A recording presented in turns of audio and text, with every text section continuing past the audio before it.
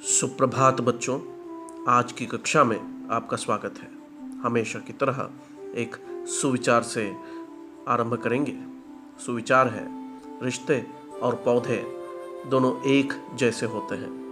लगाकर भूल जाओ तो दोनों ही सूख जाते हैं। रिश्ते और पौधे एक जैसे होते हैं। जब पौधा लगाया जाता है तब उसकी देखभाल करना बहुत ज़रूरी होता है। उसी तरह रिश्ते बनाने के बाद उसको निभाना भी बेहद ज़रूरी होता है। अगर पौधों की देखभाल करना भूल गए तो पौधा सूख जाता है। वैसे ही रिश्ते भुला दिए जाएं तो रिश्ता खत्म हो जाता है। अतः किसी अहम की परवाह किए बिना ईमानदारी से रिश्ता निभाना अनिवार्य है। आशा है हम अपने रिश्ते को और पौधों को हमेशा फलते फूलते रहने में योगदान जरूर देंगे। पौधों की बात निकली है तो चलिए आज हम एक नए पाठ के बारे में जानेंगे जिसके नाम में ही पौधा जुड़ा है। शशि प्रभा शास्त्री जी की रचना पौधे के पंख। यह पाठ डायरी लेखन के रूप में लिखा गया है। 2 दिन की डायरी का ब्यौरा इस पाठ में है। पहला दिन 24 जनवरी 1962 का है। लेखक कहते हैं कि श्रीधर नाम का लड़का उनके सामने लेटा हुआ है और उन्हें बेहद बुरा लग रहा है। 2 दिन के बाद अर्थात परसों के दिन लेखक की दीदी की शादी है और उसे खुश होना चाहिए। आज उनकी माँ की प्यारी सहेली का लड़का श्रीधर उनके पास आया हुआ है, उन्हें खुश होना चाहिए। पिछले 10-12 दिनों से जब दीदी की शादी की तैयारियां चल रही थी तो लेखक खुश ही थे, लेकिन आज अचानक उदासी उनको घेर रही है।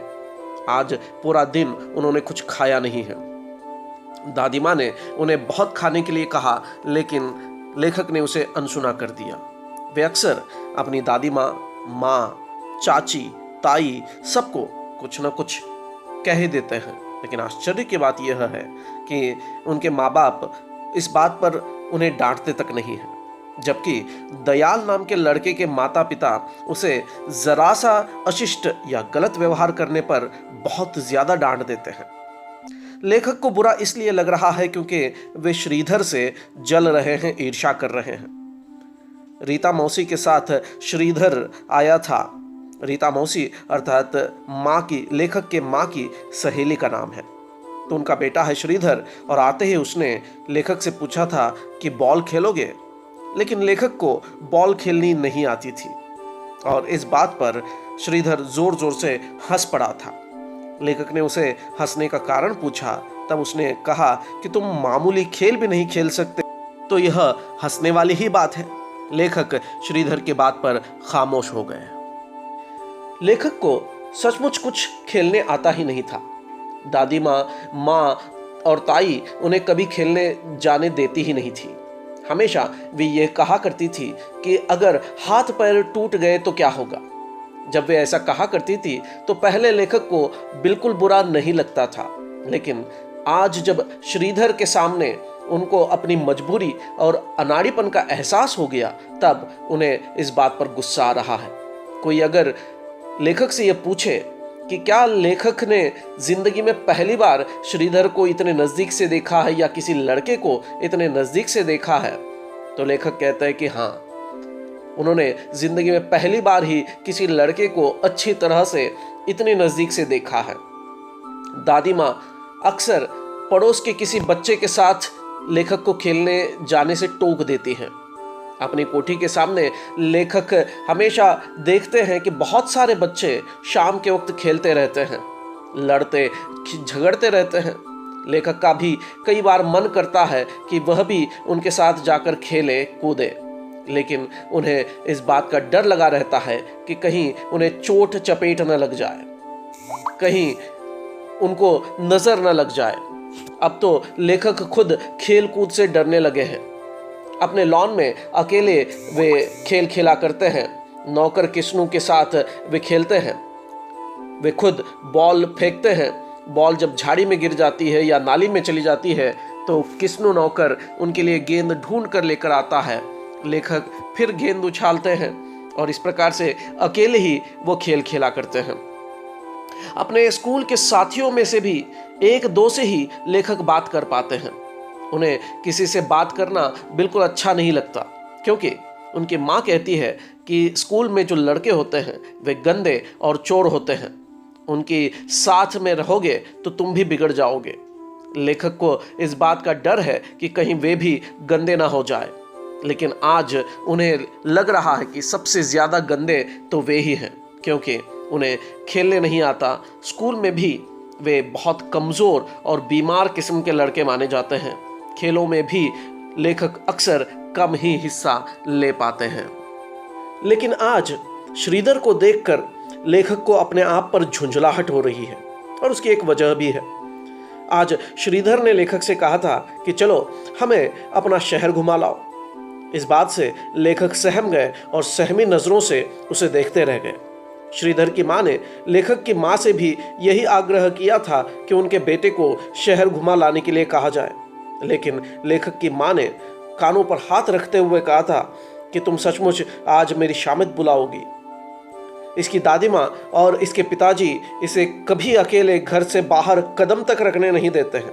यह बात सुनकर श्रीधर की माँ तो चुप हो गई, लेकिन लेखक को बहुत शर्मिंदगी महसूस हुई।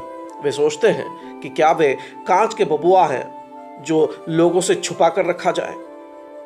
लेखक जानते हैं कि अगर उन्हें बाहर खेलने के लिए खुला छोड़ दिया जाए तो शायद पिताजी कुछ न कहे। वैसे भी पिताजी को कुछ पता ही नहीं चलता है, क्योंकि वे सारे दिन कचहरी यानी कि अदालत में रहते हैं और शाम को क्लब चले जाते हैं। बस सुबह शाम जब वे घर पर रहते हैं तब अपने बेटे को घर पर देखकर उन्हें अच्छा महसूस होता है। वैसे भी लेखक अपने पिताजी से बहुत कम ही बात कर पाते हैं। ये सारी बातें लेखक ने अपने एक दिन की डायरी में लिखा था। अब लेखक दूसरे दिन की डायरी लिख रहे हैं। दूसरा दिन अर्थात 25 जनवरी 1962 का ब्यौरा इसमें दिया गया है। इसमें लेखक कहते हैं कि उन्हें समझ में नहीं आ रहा है कि वह क्या करें, क्योंकि अब उन्हें बेहद बुरा लग रहा है, और उसकी वजह है श्रीधर उनके खिलौने देखकर उनका मजाक उड़ा रहा था। मजाक उड़ाते हुए श्रीधर ने लेखक से कहा कि यार तू इन छोटे छोटे खिलौनों से कब तक खेलता रहेगा। लेखक सोचते हैं कि श्रीधर आखिर उन्हें क्या समझता है, अपने आप को पहलवान और लेखक को दूध पीता बच्चा समझता है। भला ऐसी कौन सी बातें हैं जो श्रीधर में लेखक से अधिक है। लेखक ऐसा सोचते तो हैं, लेकिन वे स्वयं ये बेहतर तरीके से जानते थे कि श्रीधर लेखक से बहुत से मामलों में बेहतर था। उम्र दोनों की एक जैसी है, लेकिन श्रीधर अधिक ताकतवर दिखता था। लेखक से अधिक वह दूध पी सकता था, लेखक से अधिक ऊंचा उछल भी सकता था। इतना ही नहीं, वह यह भी कह रहा था कि वह घोड़े पर चढ़कर उसकी सवारी भी कर सकता है। जबकि लेखक जब मसूरी के पहाड़ पर गए हुए थे तो वहां पर उनकी दादी माँ ने उन्हें घोड़े पर चढ़ने नहीं दिया था। वे कह रही थी कि मेरा इकलौता पोता है, अगर गिर गया तो किसी का कुछ बिगड़ेगा नहीं, मैं ही हाथ झाड़ कर रह जाऊंगी। लेखक की माँ भी यही कहती रहती है कि मेरा इकलौता पौधा है, मेरा इकलौता राजकुमार है। ये बातें सुन सुनकर अब लेखक के कान पक से गए हैं। लेकिन लेखक ने आज खाना नहीं खाया है, दूध भी नहीं पिया है। दादी माँ अपने कमरे में बैठकर भगवान की माला जप रही है ताकि लेखक का स्वास्थ्य बेहतर बना रहे। आज श्रीधर लेखक के कमरे में सोया हुआ है। आज लेखक ने अपने कमरे में किसी को भी आने नहीं दिया है, अपनी माँ को भी नहीं आने दिया है।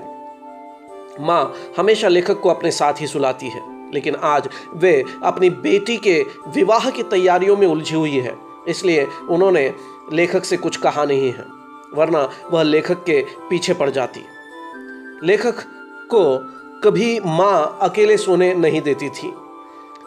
दादी माँ और माँ यह सोच रही हैं कि लेखक आराम से सो रहे होंगे और तश्तरी में यानी कि प्लेट में रखी हुई मिठाई और फल वो खा लिए होंगे, लेकिन उनको पता नहीं है कि लेखक ने उन चीज़ों को हाथ तक नहीं लगाया है। आज लेखक पहली बार देर रात तक जाग रहे हैं, उन्हें नींद नहीं आ रही है और पहली ही बार वे यह डायरी भी लिख रहे हैं। अपनी खुली खिड़की में से उन्हें आज पूरा चांद चमकता हुआ दिखाई दे रहा है और बिल्कुल पहली ही बार उन्होंने चांद को इस तरह से देखा है और आज उन्हें वह बेहद प्यारा लग रहा है। वे सोचते हैं कि चांद को इसकी माँ इतने बड़े खुले आसमान में अकेले खेलने के लिए कैसे छोड़ देती है, रोकती तक नहीं है। काश लेखक सोचते हैं कि उनकी माँ भी उन्हें इस तरह अकेला छोड़ देती तो कितना अच्छा होता। लेखक ने अपनी जिंदगी में कभी हरी घास पर चलकर नहीं देखा, न नदी में नहाकर देखा है, न बारिश में भीग कर ही देखा है। वे सोचते हैं कि वह क्या करें।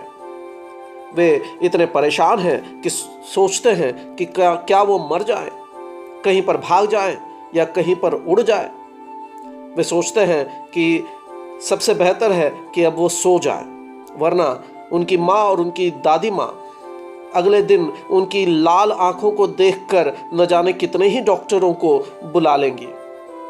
श्रीधर की तरफ देखकर लेखक कहते हैं कि उफ, यह कमबख्त श्रीधर बहुत मौज मस्ती से नींद कर रहा है, सो रहा है और उसे कोई परवाह नहीं है कि लेखक जाग रहे हैं या कुछ और कर रहे हैं। उस कमजोर से लेखक जैसे बच्चे को दोस्त बनाना भी श्रीधर पसंद नहीं करता है।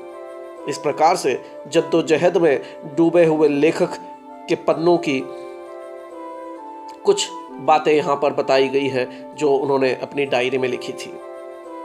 दरअसल यहाँ पर इस पाठ के जरिए यह बताने का प्रयत्न किया गया है कि कोई भी बच्चा हो, उसके बचपन को और बचपन से जुड़ी हुई जो बातें हैं उनको उससे वंचित नहीं करना चाहिए।